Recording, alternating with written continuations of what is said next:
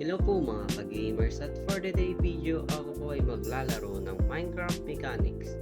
At ngayon pong video na ito ay tutulungan ko po kayo kung paano po gumawa ng kelp farm. At kung hindi pa po kayo nakakapag-subscribe, please mag-subscribe na po kayo at click the notification bell para lagi po kayo update sa aking mga bagong video. And i-follow nyo na rin po ako sa aking TikTok account and mag-likes na rin po kayo sa aking video dahil malapit na po tayo mag 250 likes. And bago po magsimula itong video na ito, may papanoorin po sa inyo. And ito na po. Sandali lang guys, sandali lang. Kung bago pa lang po kayo sa aking video, mag-subscribe na po kayo para maging gamers katulad ko. And nakikita nyo na naman po dyan sa harap, search na lang po yung aking username sa aking YouTube channel, makikita nyo na po yung aking YouTube channel. And kung gusto nyo po makita ang aking TikTok account, makikita nyo rin po dyan sa harap nyo. I-search na lang po sa TikTok. Mag-like and follow na po kayo sa aking TikTok account. Yun lang po. And balik po tayo sa ating video. And ganito po siya gumagana guys. Ito pong kelp farm. Mapapansin nyo po guys na simple lang po siyang kelp farm. At mayroon lang po siyang mga konting dito, redstone. Kaya napaka worth it po nito kasi mas marami po niyang marireproduce na maraming kelp. Kada siguro 10 minutes guys siguro 20 stack na po kayo. Kaya napaka worth it po nito dahil marami po siyang may dudulot. Pwede po siyang maging gas. At ito po yung kanyang taas. At ito po ang kailangan nyo para makabuo po niyan.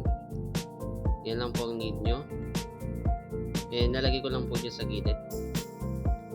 Kailangan po natin mag-place ng ganitong blocks at sirain po natin itong gitna at lalagyan po natin dyan ng repeater at maglalagay po tayo dito ng redstone maglalagay po dito tayo ng redstone torch para magkaroon po tayo ng unlimited power at maglalagay po tayo dito ng lever at lalagyan na rin po natin ng building blocks and same lang din po sa kanyang facing.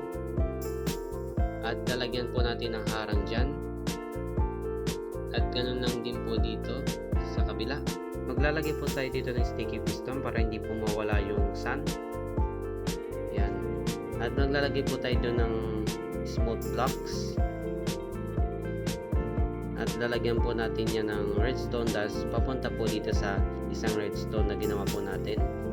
And dito po maglalagay po tayo dito ng sun at maglalagay po tayo ng temporary blocks at harangin lang po natin yung piston at ganyan po magiging itsura niya at dodagdagan na rin po natin ng building blocks pataas po.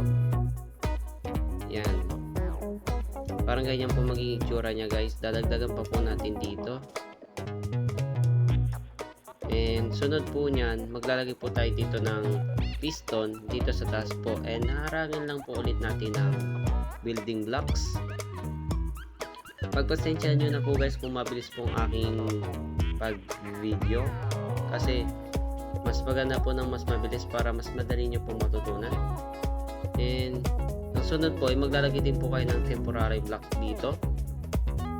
Yan po, diretso lang po dyan at dagdagan nyo na rin po ulit ng chest para mas marami po kayo malalagyan.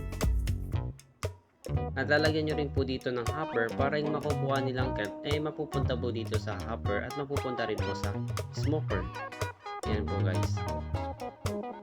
And sirain din po natin itong temporary blocks. And maglagay po tayo ng funnel dito facing sa mga chest po guys para yung mapupunta po kelp dyan diretso din po sa chest. And harangin na lang po natin itong taas nila at maglagay din po tayo dito ng salamin para makita po natin kung paano po nagpa-function itong kelp farm. And maglalagay din po kayo dito ng trapdoor para magkaroon po ng labasan yung tubig. Yan. At syempre magtatanim na po kayo ng kelp farm at magdudugtong po kayo dito ng building blocks at yan. Kaya po siya namatay guys kasi yung redstone po is may power kaya yung redstone torch po is namatay. Kaya ganyan po. And maglalagay po kayo dito ng building blocks po ulit na torch po. Napansin nyo po guys, hindi po siya namatay dahil wala pong power yung redstone torch. And galing lang po ulit guys, lalagay po ulit tayo ng ng redstone torch. Nabubul na ako guys. Yan. Lalagyan lang po kayo ulit ng redstone dust papunta po dito sa trapdoors. And maghuhukay po kayo dito ng lupa papunta po dito sa smoker. 2 blocks lang po yung kanyang haba. Yan. And maglagay din po kayo dito ng funnel na naka-facing po sa chest para yung mga luto na pong mga pagkain ay mapupunta po sa chest or yung mga dried kelp na po guys. And nalagyan ko na lang po siya ng fuel guys, itong coal, kasi ito lang yung pwedeng magamit ko, or marami naman guys pwedeng lava. At ito na po guys, tapos na po ang aking kelp farm. At bago po ito magtapos, may papanoorin po ko sa inyong cinematic. And ito na po.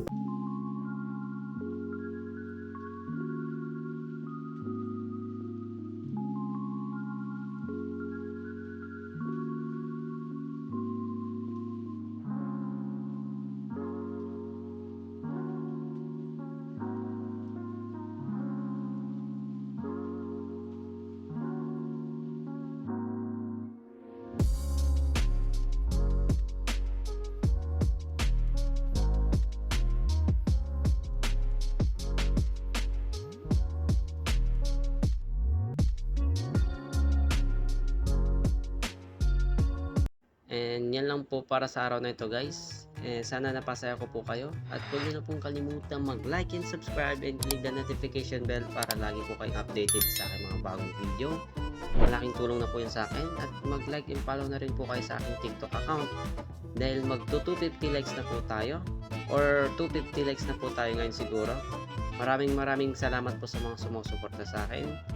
At asahan nyo po guys or mga ka-gamers, marami pa po akong i-upload ng mga video. Abang na lang po kayo guys. Yan. And yun lang po. Paalam.